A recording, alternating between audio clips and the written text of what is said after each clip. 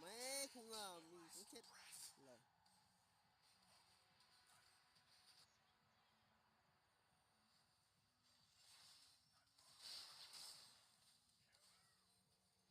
Enemy ultimate.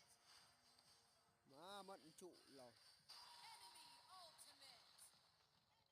Mình chết 7 phát rồi á hả? Your tower has been Ồ, hay nhỉ. destroyed.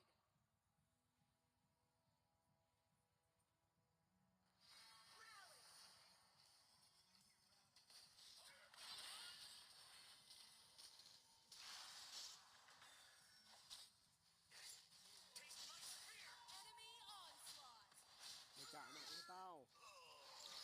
You have defeated an enemy. Mẹ nó. Destroyed a tower. Con này sẽ bắt đầu chết này.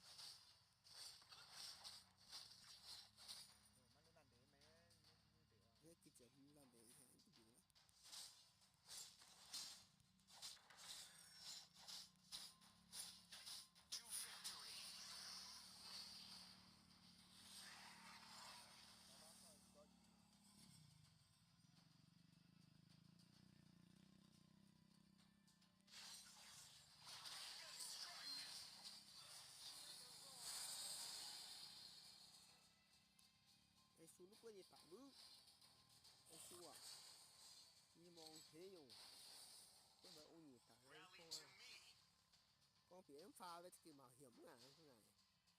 mẹ chiều bữa nhận tụi bia từ tại bia tao ấy từ tại bia trên một yêu văn theo ấy Enemy onslaught. tao đỡ làm được cái gì. Victory is for the bold. Falling into the abyss.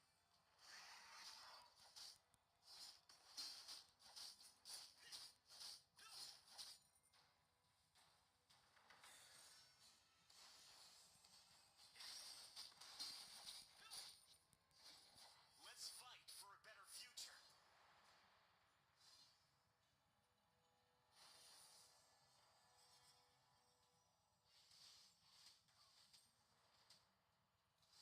Taste my Mình You nhạc have này. defeated an Nhà enemy. hơn là cái kiểu ông nhỉ xe, ông nhỉ đang cần đó thì đó cái này này.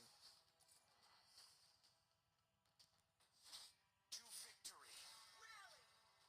Thì thằng lồn này.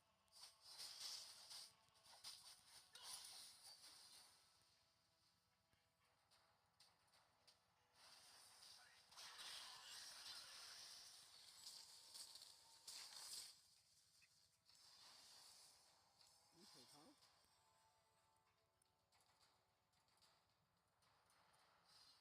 Crumble. Only the righteous will prevail. Let me get the bump. Taste my spear.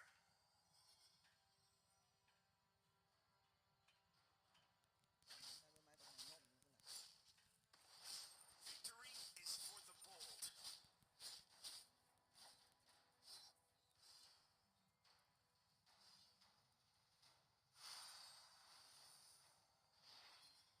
Đít mày khai chủ phang một đòn nó. Tại ý mạng này hâm thì tại mạng thêm mạng nó cũng Let's thằng fight thì. for a better future. Rally. And strike. Shut down. You have defeated an enemy. Tao chỉ có bị phá vàng nữa. Nhớ phá vàng tới nhà đây nè. Pha vàng ấy, hoa vàng quá ổ, đánh cái pha thầu. Tao cho cái vàng nhỏ. Đó là được. Mình chỉ bỏ phá vàng này.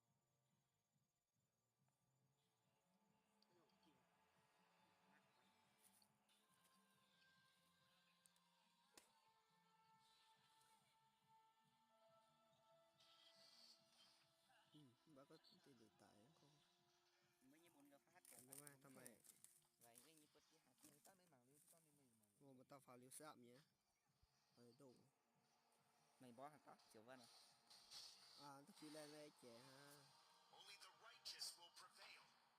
này như hát cùng hái mai nhưng không khởi động cái tay này Dragon Kratos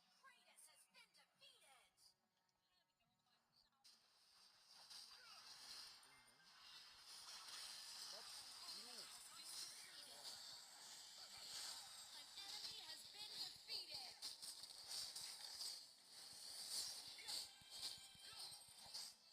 Double kill. Let's fight Triple for a better kill. future. Your team has cái chữ destroyed quân là a cái chữ tower. xạo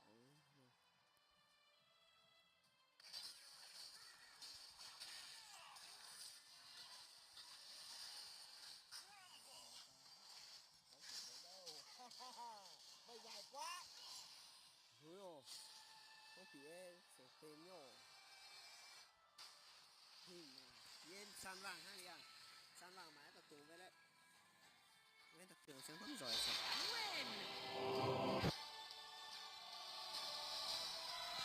chỉ trở nên sự phun hồ mega kill